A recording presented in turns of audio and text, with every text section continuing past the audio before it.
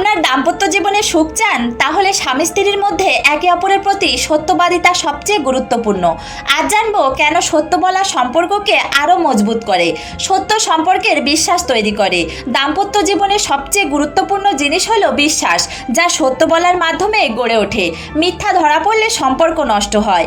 একবার মিথ্যা ধরা পড়লে সম্পর্ক দুর্বল হয়ে যায় এবং সন্দেহ তৈরি হয়। সত্য বললে মানসিক শান্তি থাকে।